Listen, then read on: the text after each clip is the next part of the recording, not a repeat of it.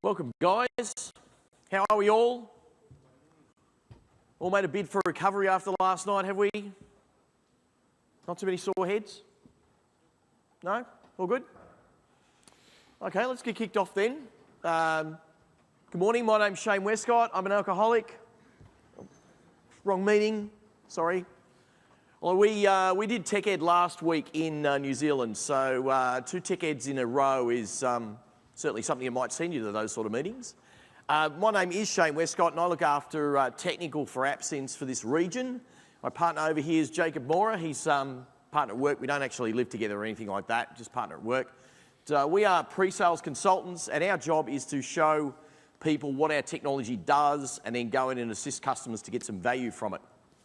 So what we're going to do today, we're going to theme this. We're over in New Zealand last week, as I said, and what we did was we themed the presentation on a very popular ad over there that Steinlager was doing for the Rugby World Cup, and the theme of that ad is We Believe. So in IT, I've been around IT a long time. I know that one of the things you don't get very far without is belief. You have to believe in what you do and believe that your product is of value to customers. So what we're going to do here today is we're just going to get people to just to wake up a little bit. So when I count 1, 2, 3, what I want you to do is put your hands in the air and yell out, I believe. We think we can do that? Yeah, we'll get there. Okay, so we'll get something to start with. So, count to 3. 1, 2, 3. I believe. There you go, we got something to work on. That was pretty good. Welcome to the Church of AppSense. Okay, so as I said, I've been around IT for a long time. If you read my bio on the Microsoft website, you would know that I started in IT when mini computers ruled the world and a 300 megabyte disk was the same size as a washing machine.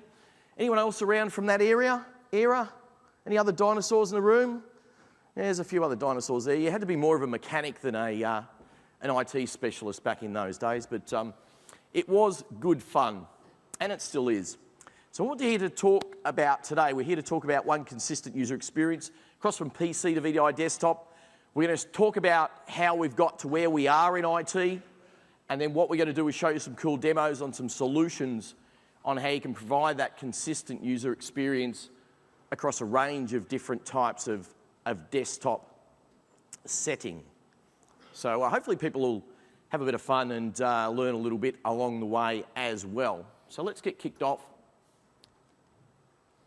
Back when God created the PC, and the PC did come forth with 2 floppy drives. Who remembers PCs with 2 floppy drives? There you go, there's a few more there. Nice and simple back then. You had an A drive and a B drive. If they were empty, it wasn't going to work. So since that day, we've had lots of things happen, lots more different types of operating systems, lots of different types of way of delivering applications, and a whole spread of new devices that have become much more user-friendly, much more easy for users. And that's been one of the challenges, is that when things are easy for users, the users actually want to use them. So you can see up there, you've even got the little toddler there. It's in front of his little laptop. It's clearly updating his Facebook page. 6 p.m, checked in at the cot. 3 a.m, poked mum and dad. 3:01, poked him again. 3:02, checked out of the cot. Gets a few likes from his mates for that one. So you can see that technology is quite easy for people to use, and that's inherently one of the things that we find in IT. Whenever we make something simple, it actually gets more complex. So complexity is actually the side effect of simplicity. And if you think about things like desktop virtualization, which is designed to deliver a simple desktop to a user, you think about application virtualization, which is designed to simplify the method of delivering apps to our corporate desktops, actually inherently delivers you a level of complexity as well. One of the main issues with that, though, is that these things get phased in over a period of time. Nobody wakes up on one day and says, tomorrow my 3,000 desktops are all going to be on Windows 7. Inherently, you're going to have a few branches here and there. Branch A goes first, branch B second, branch C goes third. And what you end up with is a mixed technology environment. I might have a local copy of my application. I might have an AppV copy of my application. A few things there, and users have to get used to that. The challenge for IT, though, is that when users don't get used to anything, what happens in IT? We get help desk calls. People ring up and say, this doesn't work. and then somebody's got to go and fix it. So we inherently give this level of complexity whenever we make things simple. So if we take a fairly small example here, and what we're looking at here is we're looking at Word, and we're deploying Word with @v. So fairly simple example. When we deploy @v applications, we add this little engine, and this little engine grabs all the settings for Word and keeps it in its own little store. So they live in the @v store, and there are a group of settings that are linked to the application for that particular user. The challenge is, though, if I've also got a locally installed copy of that app, that user's settings don't flow straight into @v, and I end up with two different groups of settings for the one user. I might be using an @v version of the app when I'm on virtual desktop, and I might be using a locally installed copy of the app when I'm on my fantastic little HP notebook. So let's have a quick look at the effect of that. Jacob's going to do a quick demo, and he's going to talk about the different types of profiles. We're going to take you through a little bit of a Profile 101, to sort of bring everyone on the same page, and then from there we'll show you some good solutions on how we can deliver that consistent look and feel. So I'll hand over to Jacob, who's going to do a bit of a demo, and then talk about Profile 101. Thanks, Shane. Yeah, so you guys can see up on the screen there, I've got a bit of Hyper-V running, so I'm going to do some demos. I'm going to try and make it a bit more technical. In New Zealand, people complained that it wasn't a bit more technical, so I'm going to try and cover off a bit of the technical stuff as we go through. It might sound a little bit simplistic to start with. Let's log in and have a look at the effect on an application's look and feel for @v. So I've got Hyper-V, I've got a few desktops running here, Windows 7 desktop, I've got a domain controller, it's got some AppSense installed on there as well. So the first scenario is logging into this desktop. Just going to log on with a standard Microsoft profile, and we'll have a look at this scenario where the complexity is introduced, where I have a combination of an @v app and a local application. So here's my desktop. You guys can see that pretty good. Up in the left-hand corner, I've got an @v app. So let's just fire up the local version of Word to start out with. So I've got a set of settings that have been loaded for this application, as we saw in the previous graphic. If I open up an @v instance of that application, you can see it spinning up down the bottom right-hand corner there, downloading at 0s and 1s from my @v server. As it opens up, it's going to get its registry settings and its file settings from a different location to the locally installed version. So the look and feel is different. Okay, and so this session's all about this consistency of experience. So now, by introducing and trying to make things more simple, I've got a bit of a problem because I don't have a consistent user experience for my users depending on how and where they're logging on, whether that's desktop or VDI. Thanks, Shane. Right, so what we'll do now is Jacob's just going to go through some simple explanation of profile, but we'll just have a look there again. As we said, we've got the use there, sorry about that. So we'll just talk a little bit about profiles, Profile 101. We'll go into a little bit of an explanation of different types of profiles and just explain that from our perspective. Yep. So when we're delivering these applications to our users, there are a number of different options that we've got. Ultimately, we want our users to be running applications, and for your business, there's going to be a different business case for each different kind of deployment technology, depending on the user and the use case. So some common ones are remote access, as solutions like Citrix and terminal servers. Security, that's a great business case around the virtual desktop model. And then we have offline capabilities where I might be on a laptop or notebook or tablet type computer. And broadly speaking, we split these up into our local and hosted kind of offerings, okay? So PC and VDI is what we're here to talk about today, but that could easily be a tablet, Citrix and desktop, or published application, either local or hosted. The kinds of settings that we want to manage for our users, as we saw before in that Word @v, non-@v demo, is that, a lot of people talk about the look and feel of the environment.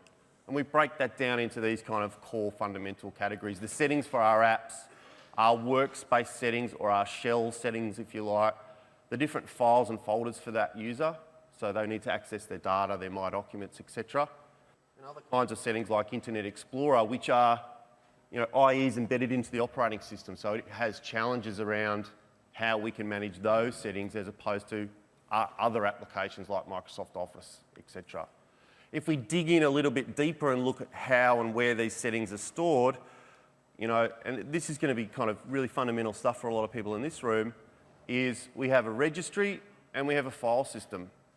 And so on the file system side, it's the application data folder. And on the registry side, it's the nt-user.dat file, yeah? How do we implement this? What is the process that goes on as a user logs on to a Windows environment, whether that be local or hosted?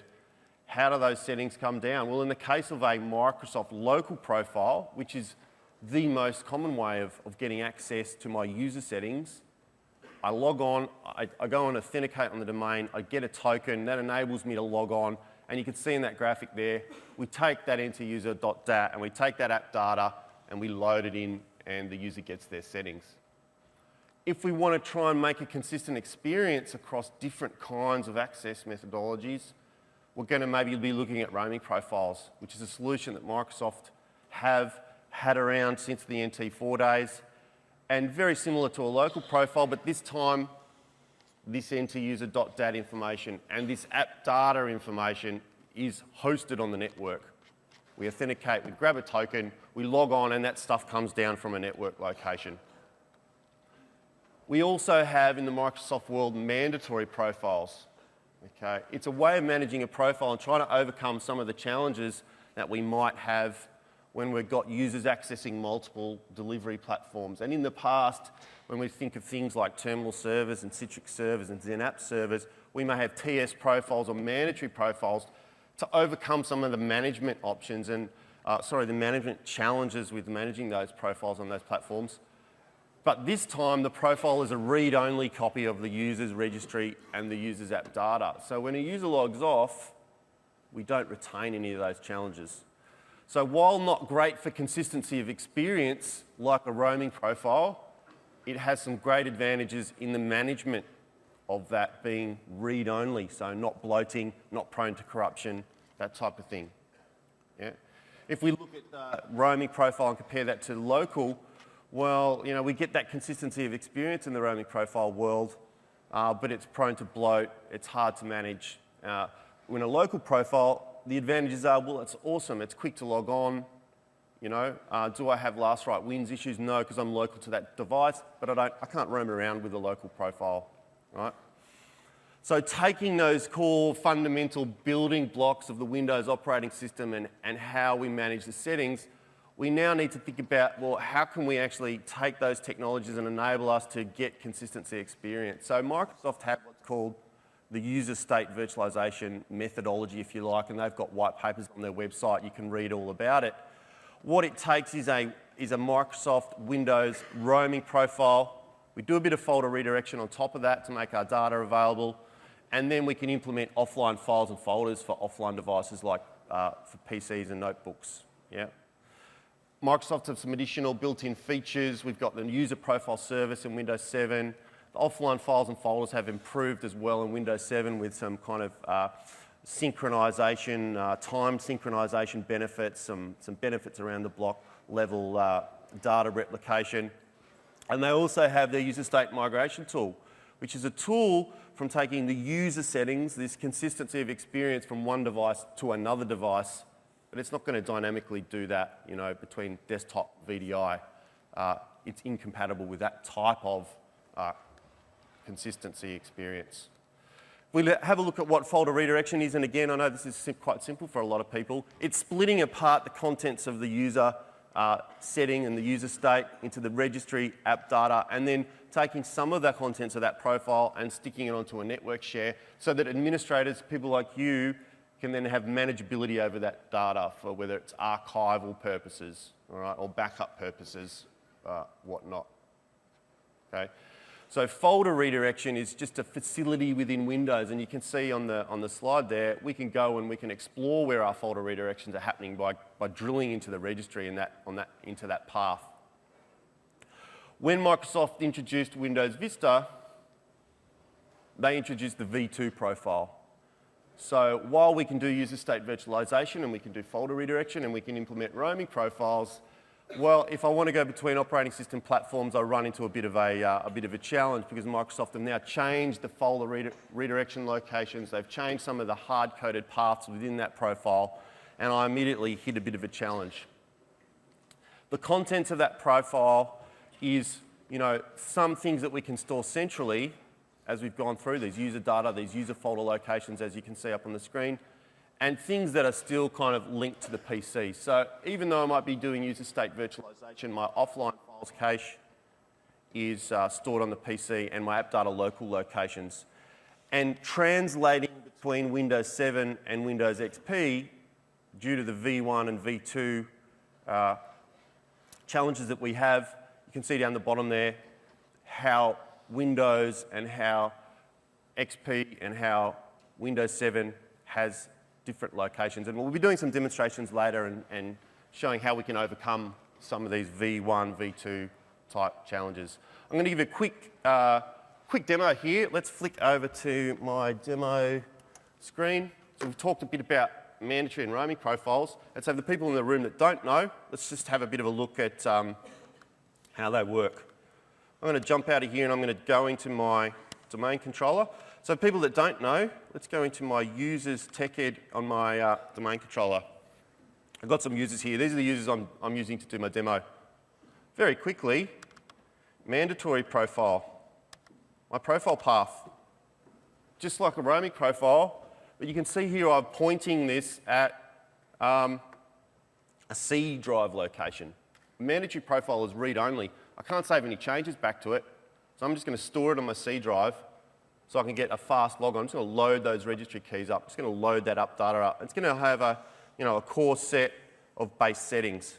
If I go into my roaming profile user, you can see I've got a server location here. So going back to some of the slides, got my profile stuff stored on the network. So I can roam that around, get that consistency of user experience that I might need. Let's log on and see what that looks like. I've already logged on as a roaming profile user, and it just so happens I've got a shortcut to the network location for my roaming profile. So within Active Directory, the path to that user's profile, this is what it looks like. We've got our enteruser.dat file. There it is. And if we had a look and see how big that is for my user, roaming profile about 8 megabytes in size. It's a very simple roaming profile. I've not really made any customizations to this. If we just go and have a quickly look at where we were logged on before, which is Windows 7, you can see I've got some wallpapers set up. I've got some look and feel, my icons, my shell settings, I mentioned before. The shell, which is the look and general overall desktop type feel of this environment. I've got some things pinned to my start menu and so on. If I just log off this guy now, let's log on to the mandatory profile. Let's have a quick look at what a mandatory profile looks like. It's going to be a very cut down set of settings. So just double click my mandatory user here. Because it's read-only settings, there's going to be no customizations. Because it's stored on the C drive of this computer, I don't want to write back to it. Yeah, and as we saw on the slides, why do I want to have a mandatory profile? Well, it's not prone to corruption. Doesn't suffer from issues like last write win. So you can see there, no desktop background, very little customization, and very vanilla kind of out of the box Windows 7 look and feel. Yeah? So in summary, looking at the options that are available to us to try and achieve some consistency of experience out of the box, we've seen how we can't move settings between app V and non-app V. We've seen the challenges around V1 and V2 profiles, and we've had a look at the mandatory profile and the roaming profile. And in our experience, what we tend to find with the roaming profile is the longer that you use it, the more stuff gets in there, the more it bloats. Cookies, temp files, these are the challenges with managing roaming profiles. And the bigger it is, the harder it is to manage and the more prone to corruption it is. If we look at a managed profile, like something like a mandatory profile, which is something that is, as IT administrators, we're saying it's read-only, we want to get real granular control over that. We know that as time goes on, because we can't write back to it, we don't have those traditional profile type management challenges. And that's because the settings for my applications just get splattered into my operating system when I'm running on a roaming profile, and there's no real granular management that goes on. We'll just go back to that last slide so you guys can see it. Going a little bit too fast now. You can see it on the screen there. I've got my apps, and they're just blotting their registry keys and whatnot onto the operating system. A managed environment allows me to get some manageability around how I deliver those settings to those users. And you can see we've got a couple of traditional options. We've got profile streaming. I guess you could put a roaming profile in that category because it is downloading from a central file server. But again, we've got those settings, and you can see up on the screen there, my Adobe, my Word, my Internet Explorer just blotting into the Windows registry without any real control.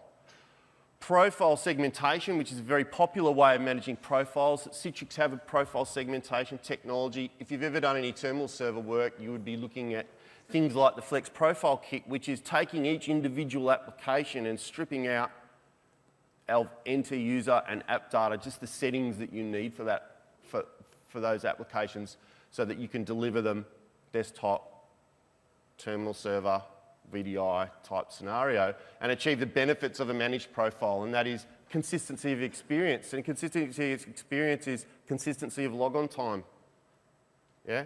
Consistency of settings between applications and so on. So that's it from me on the profile side of things. Bit of a 101 there. I'm going to hand back over to Shane. Yeah, that's fine. Just, Whoops. Okay, so thanks for that, Jacob. So we've got our profiles. So everyone's on the same page now of profiles.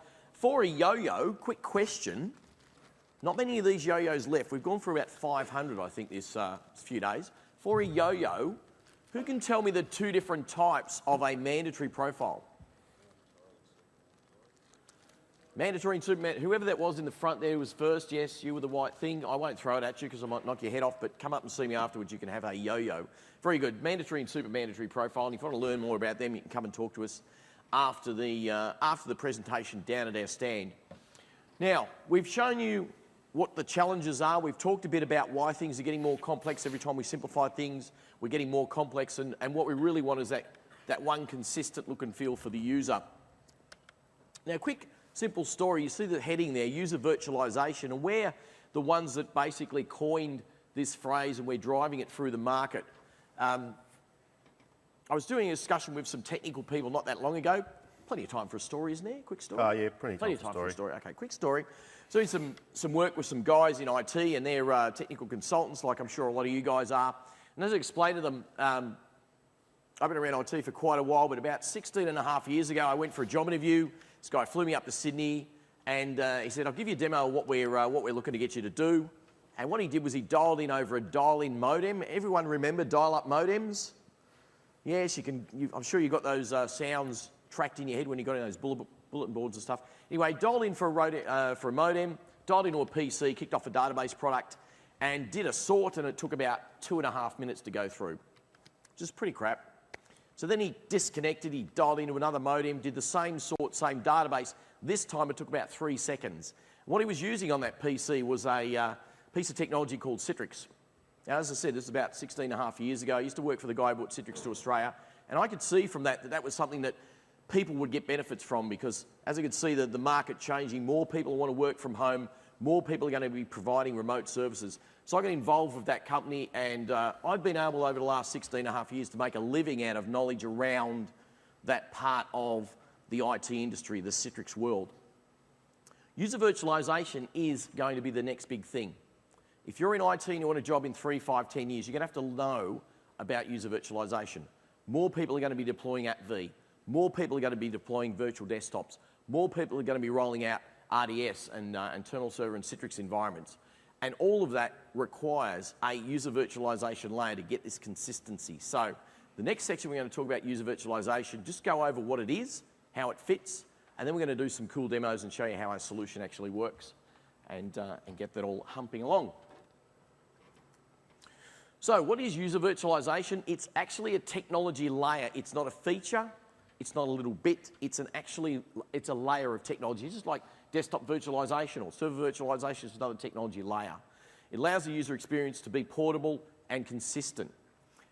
Many elements in there, so you've got all the data, you've got their personalisation, you've got their settings, you've got their policy, and in some cases their application as well. And it's all about the desktop stack regardless of how that's delivered. So what you want with user virtualization is to have it go across all your physical, virtual, remote, streamed. So just on a diagram here, you can see we've got a hardware layer down the bottom. We might virtualize our apps, we might stream them, we might have them in the cloud. We've got all these user settings that are going to be applied to whatever application we run, the data, the state, the policy, those sorts of things, and they're going to be part of that user virtualization layer. Wrapped around that, what we need is an enterprise management architecture and an enterprise management subsystem to help us manage that across our enterprise. So user state virtualization, I mean, Jacob mentioned that. What's the difference between that and user virtualization? Well, USV is actually just a component, a bit like DFS. It's a part of Windows, comes out of the box of Windows.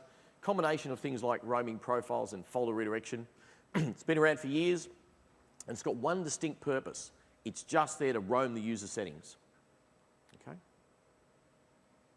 So the difference between that, user virtualization is actually a technology, whereas USV is a component. UV has a broad reach, USV is a specific little task. We actually use USV, we use folder redirection in all of our solutions where we put in a user virtualization solution for a customer. So if you think about it, user state virtualization provides the base level functionality, much like you'll use RDS for terminal server or NT backup. I mean, we've got a lot of enterprise customers here, I'm sure. Who uses NT backup for their backup? Not many people. Okay, everyone understands that for backup, you need an enterprise solution. You'll go and buy something like Backup Exec. A lot of people with larger deployments of RDS will look at that and say, we need extra manageability, we need extra functionality, so we're going to put Citrix in there as well as a solution on top of RDS. Even though there's a functionality out of the box, it might work for smaller sites, but it's actually not suitable in some cases for an enterprise, and that's where third-party vendors like ourselves and Citrix and Backup Exec, those guys at Semantic, we are adding value onto the product that's out of the box. So with AppSense user virtualization, that defines our company. So when you think of Oracle, you think of database. You think of Salesforce.com, you think of CRM. They're not the only ones who do it, but it does define what their company's about and what their company does. And that's where we fit with user virtualization. User virtualization defines who we are. Multiple capabilities, including those that extend USV. So not only do we extend above user state virtualization, we also have a lot of functionality and a lot of cool technology on top of that. Was anyone at my little prezzo that I did the other day, the lunchtime one? Anyone went to that? Good. A few people here, that's good. What we did there was we talked about two pieces of technology that we've got: user rights management, the ability to upgrade or downgrade a user's right for a particular piece of control panel or a particular app. And we also did a bit of a demo on user installed apps, UIA, so technology that will package up on the fly an application for a user, even though they're a standard user, not an admin, and then deliver that down to a non-persistent pool desktop when they log back in. So thank you for coming to this presentation as well. Must be getting sick of my voice by now. So we'll get there. I know you are. Yeah. Yes. So, not to put people to sleep too much, what we're going to show you now is a little bit of a demo from Jacob about consistent personalisation between a local and a virtual installed app. So I'll let Jacob take that away and we can have a look at the little demo. Let's do it. This time I'm going to log on as an AppSense user. So I've got AppSense turned on. We saw in the first demo I logged on, if anyone noticed, I was logged on as a roaming profile user and I opened an app v app and then I opened a non-app v app and we looked at, looks different. That's no good. If I'm on a laptop with a local install and I'm on my desktop with my app v and I want it to look the same because I'm crazy, high-flying executive, I'm going to lose the plot at my support desk when that happens, right? So let's see what happens when AppSense has got that user virtualization technology managing the user settings and the user state. Okay, log in, got my background, AppSense comes in, delivers all my shell settings, etc. for me. I'm going to open my local copy of Word. Okay, so let's fire that off. And that has a particular set of settings associated with it. I've come in here as this user, I've turned grid lines on. No one actually uses grid lines. I don't know what that is for. I think French people use grid lines. Does anyone use grid lines? No. But it works great for a demo. It's awesome for a demo. So what I'm going to do is change the look and feel of this. And what kind of settings do I want to do? I want to do look and feel. But if I'm an Office user, I want to do custom dictionaries. I want to do NK2 files. I want to do plugins, macros. If I'm using other apps, I've got database settings and connections into those apps. Every application has a setting. Some applications have no settings. Why use a roaming profile and roam those settings for those applications that have no settings? If we think back to the mandatory profile example, I just want to have that, consistency of experience, but I don't want all the bloat that comes along with a roaming profile. So I've changed the settings for this local version of this application. I'm going to close this now, and the user virtualization technology is going to compress the contents of app data and the registry on a per application basis and synchronize it with a SQL database at the back end. So here's my Word AppV version. I'm running 2007. I'll launch that up. It downloads these settings from the database and injects them, and you can see now the color is blue, the size and the look and feel are the same. So we're ensuring the consistency between these two kinds of technologies. Shane? Right. Thanks for that demo. And what you can see there is that actually it grabs the deltas. It's not taking the whole lot of the settings every single time. It's grabbing the deltas, the little pieces that change. So before, where we had two different sets of settings for our two different delivery mechanisms for Word, we've now got a user virtualization layer introduced. And what that means is those settings are now going to be consistent. It doesn't matter how we deliver the app. If the app's the same and the user's the same, you're going to get the same settings.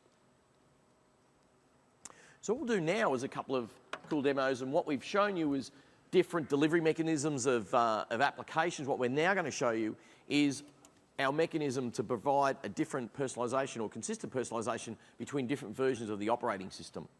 So I'll let Jacob take that one away. Logged on as Windows 7 is this user here, AppSense user. So it's got AppSense enabled.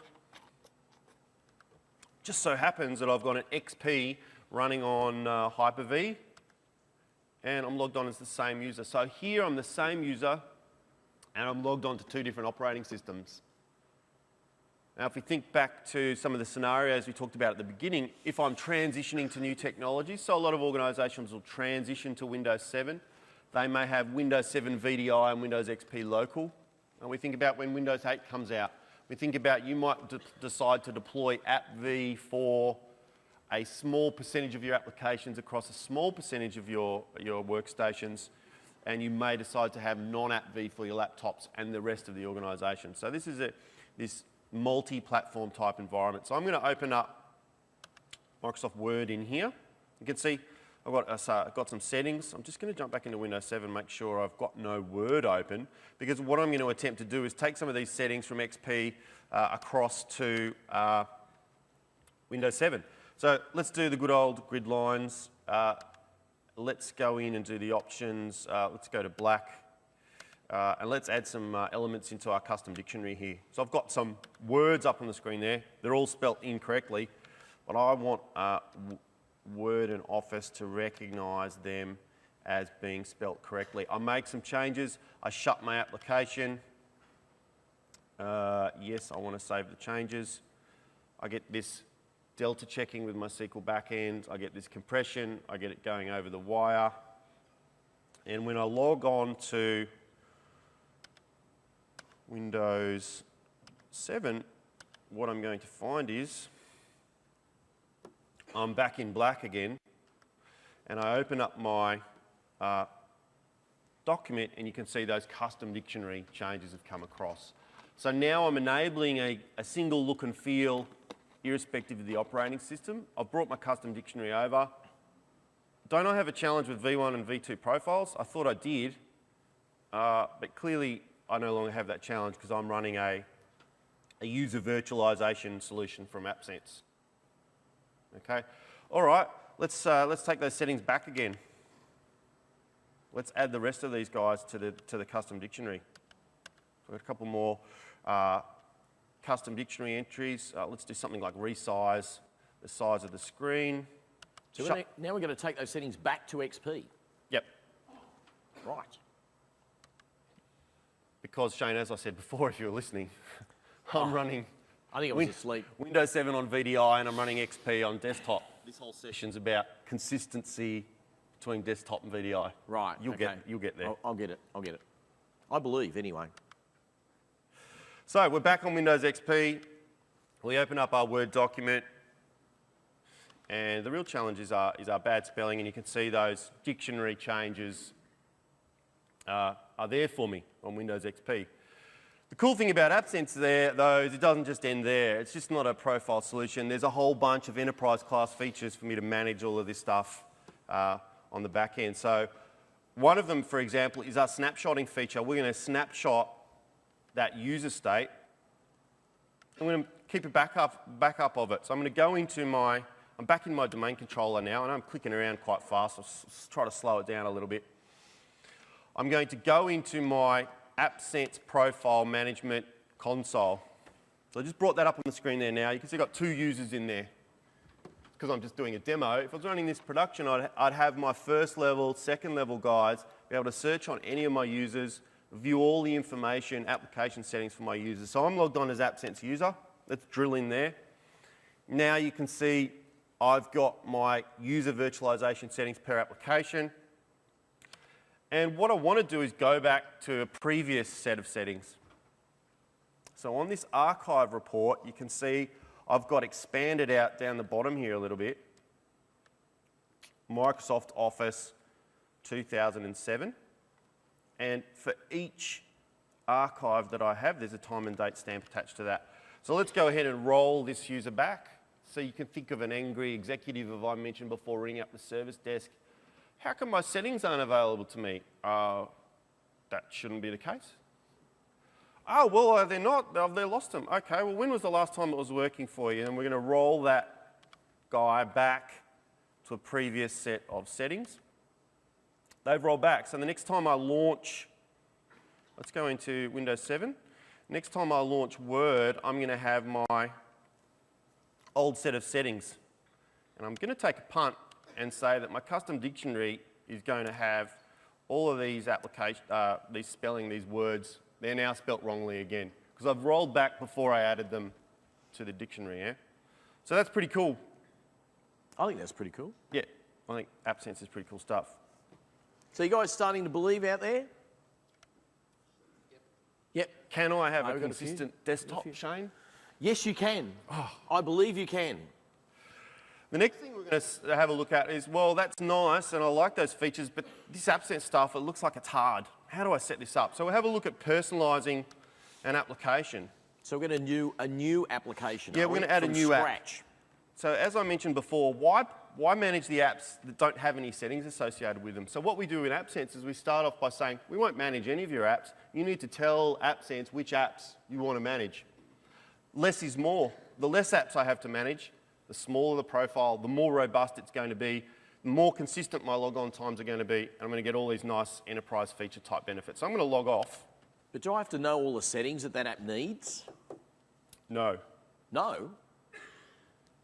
I do if I use something like Flex Profiles any of those. I have to tell it all the settings. That's right, you do.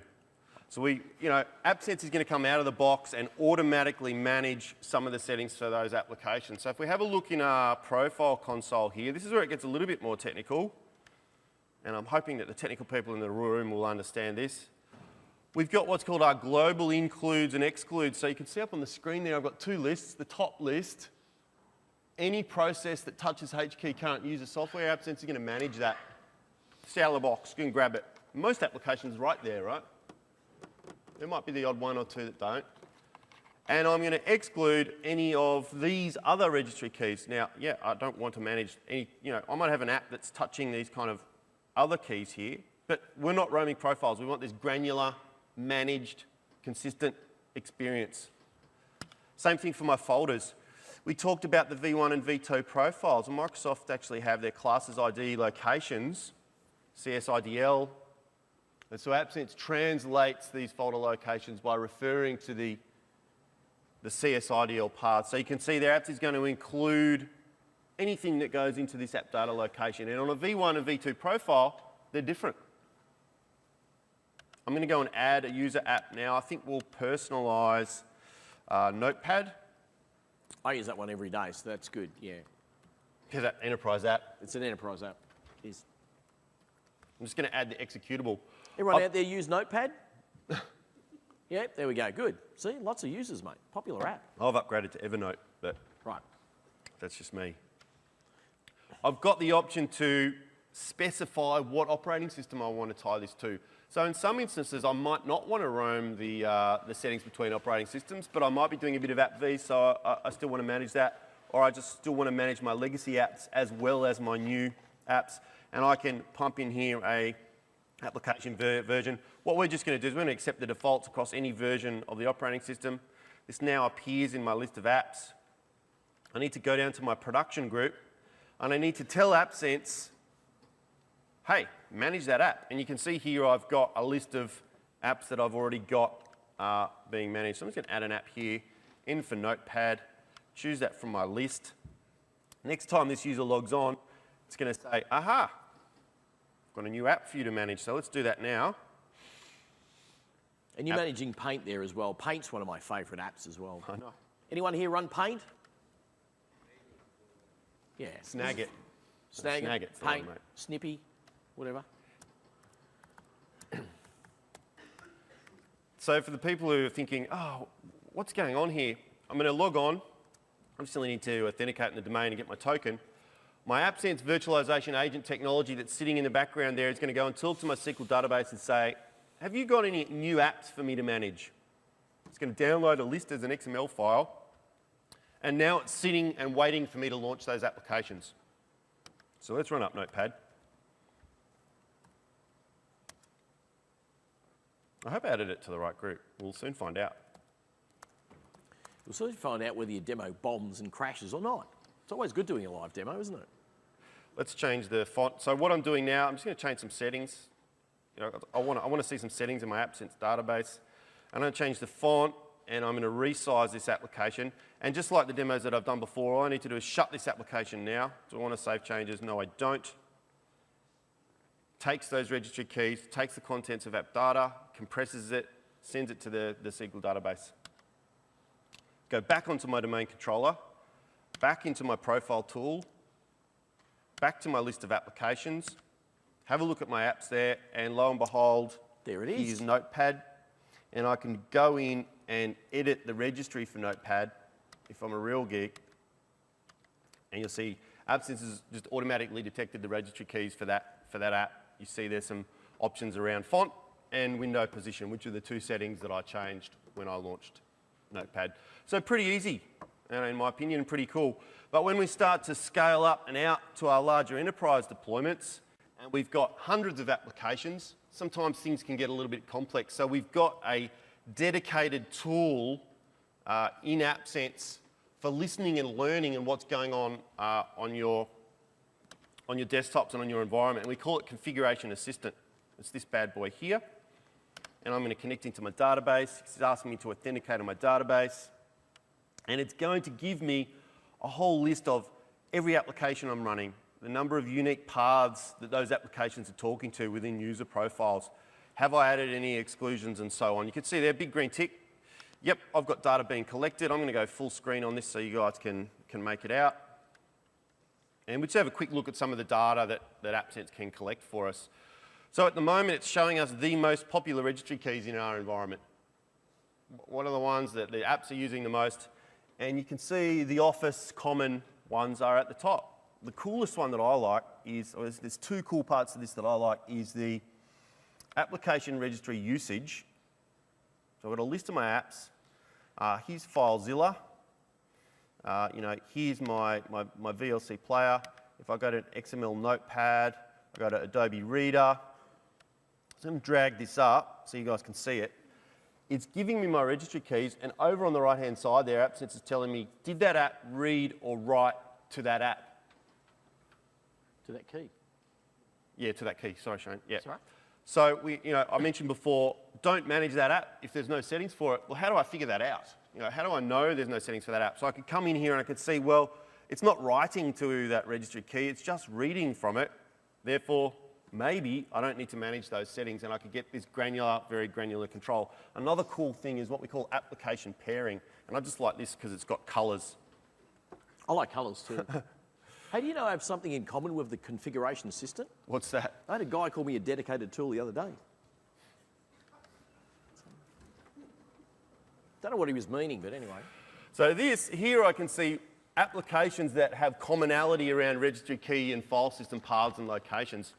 You know, why do I want to do that? You know, technologies like AppV have a challenge where if I have two AppV applications, they can't necessarily talk to each other. So I can sniff out those applications and learn to understand what they are, whether I need to package them in AppV together, and whether I need to have a dedicated configuration within my AppSense user virtualization to manage those applications, right?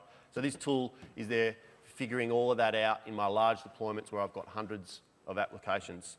So that's it from me, Shane. Are you going to show that federal government? Who's here from federal government?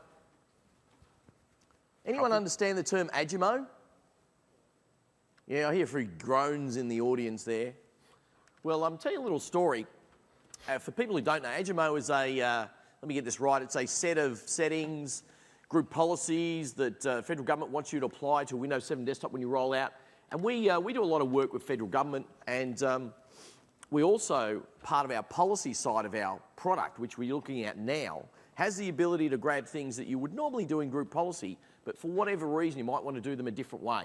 You might want to apply those group policies when a user starts an app, rather than just let the user have all those settings lumped in at logon time and slow down their login.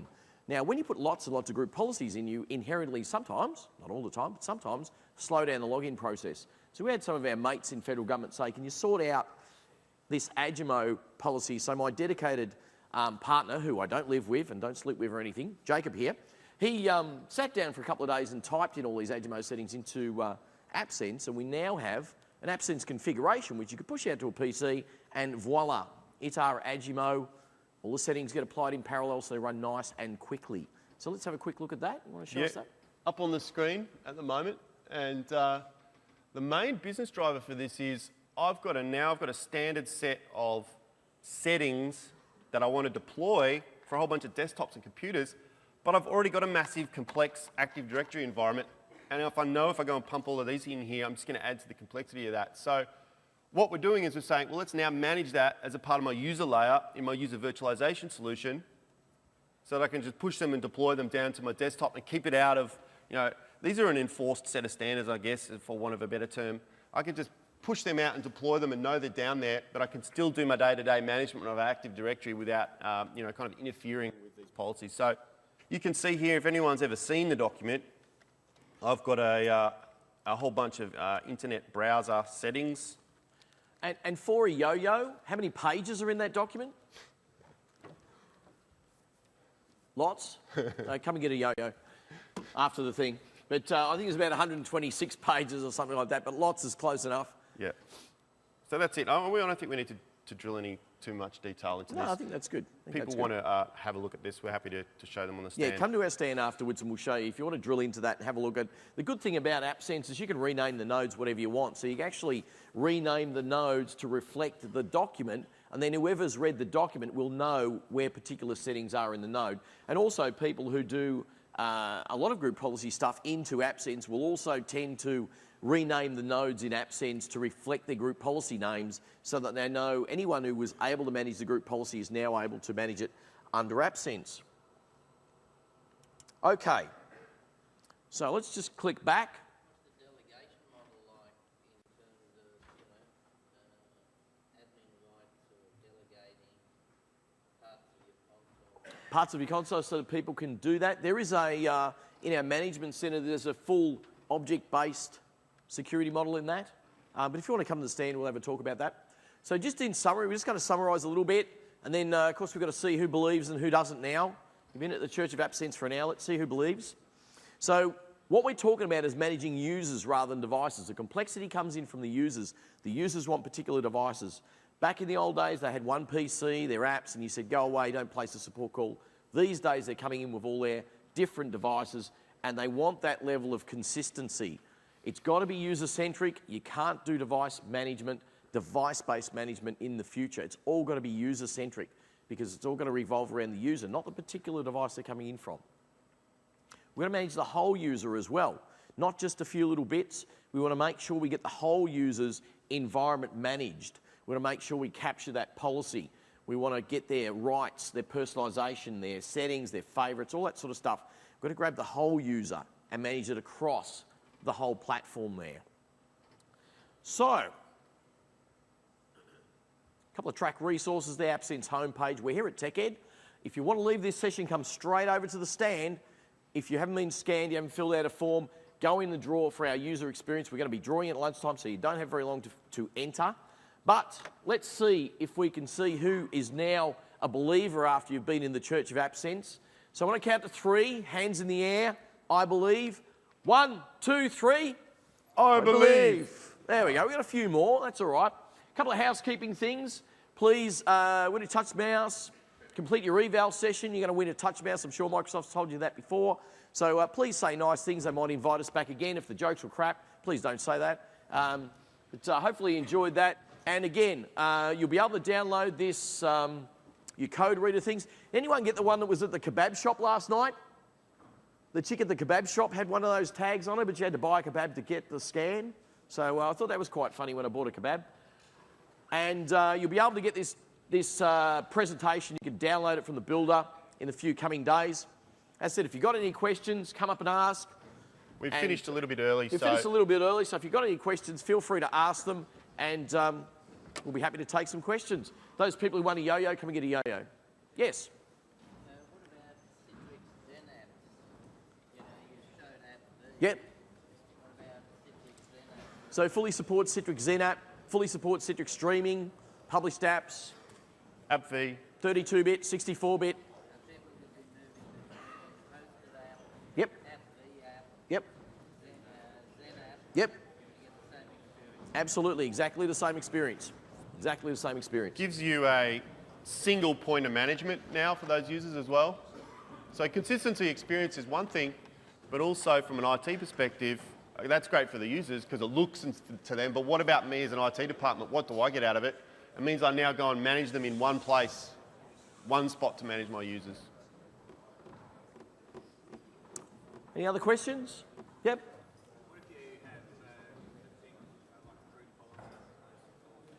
If you have a group policy that applies and an AppSense applies a different setting, typically we're going to be last. So typically we're going to override the group policy.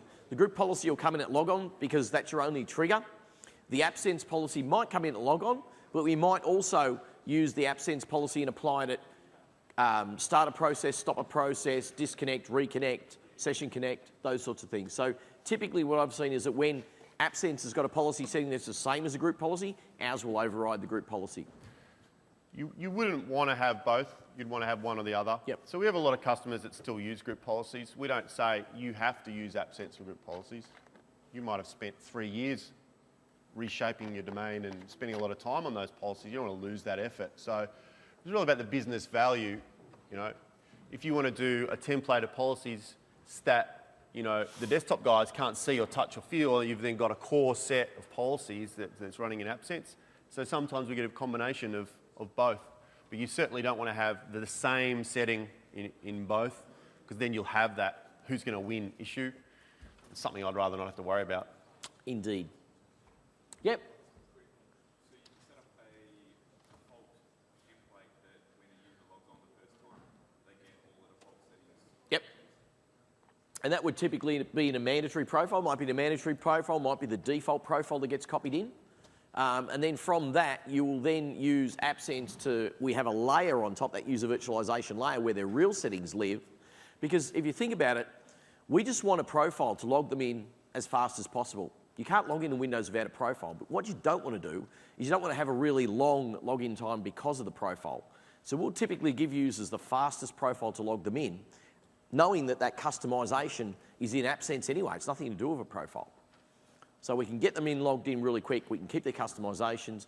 Allows you to do the archiving and the backup and the rollback to get that support calls solved really quickly, and just provides you that flexible solution. Yep. What happens when you're offline? So I go home, I change Yep. settings, Yep. come back to work. There's an offline mode, so basically you tick a box in your personalisation group, creates an offline cache, and we typically do that for laptop users, or we might do it where we've got users that are on a dodgy piece of string. Got one of our customers testing our product over in Kandahar over a satellite link at the moment, and that's because, you know, things like, you know, they're never going to be fully online all the time. There's not a lot of data that goes across. If you had a look when Jacob was doing that rollback for Word, his Word settings are about 80 kilobytes. We're not talking a lot of data, but if you do need that offline mode, we've got a tick box there, tick offline mode. It keeps those settings so that when you are disconnected from the network, you've got the same look and feel. Any changes you make will let me synchronize when you get back on the network. Yeah, 80 kilobytes compressed, so it's going to expand. Once it comes down, it expands out. There's a synchronized poll period, which you can adjust. There's a timeout poll period, which is how many failed a request to do before I time out, stop trying to talk to the server. So there's a whole bunch of offline mode options. And of course, when we start to talk about any device, notebooks, iPads, phones, these are all devices that need offline mode, right? Because they're not on the network all the time. So, you know, a lot of effort going into offline mode at the moment. Question? What's your product cycle and roadmap look like? The roadmap, we've just released version 8.1 of this product. And 8.1, to be quite honest, we've got a flyer. Anyone who knows our previous 8.0 product, we've got a flyer at our desk for 8.1. Now, 8.1, we did a hell of a lot of work for us. We didn't do a hell of a lot of work for the customers. So what we did was re-architecture the internal guts of the product. Previously, we had a lot of actions and conditions, and they all lived in one big DLL. If we wanted to add a new action or condition for our customers, we had to go and test everything. It's now fully modular, so it's our first step towards an SDK. So what you can do now with AppSense, if you're one of those scripting people, and there's probably some scripting people around, you can actually write a script that goes and talks to our module over a comm interface, give it a couple of parameters, and it'll go and do the job you've just told it to do. So rather than write the full script to go and map a drive or whatever, you can just give those couple of parameters to AppSense, and the AppSense module can be called from a script to go and map the drive in the context of any user or that sort of stuff. It's hard to talk about roadmaps without getting in trouble. But, yeah. But we, PowerShell, because we've done that, we can actually develop new products and add new features quite quickly. Yeah, PowerShell support. I don't think I'll get in trouble for saying that. No, you won't get in trouble for that one. PowerShell support. Windows 7, Windows 8 tablet agents for personalization on those devices, which is exciting. Self rollback, is that, do I get in trouble for that one? Self rollback for users. I know because I've seen the roadmap. That's probably not on the roadmap. Right, okay. It was. It was, yeah. We won't get in trouble for saying that. Shh. Is this getting recorded? Yeah, no, it's being recorded. I was told earlier. Any questions? More questions? We're all done? Thank you very much, guys. Thanks for your time.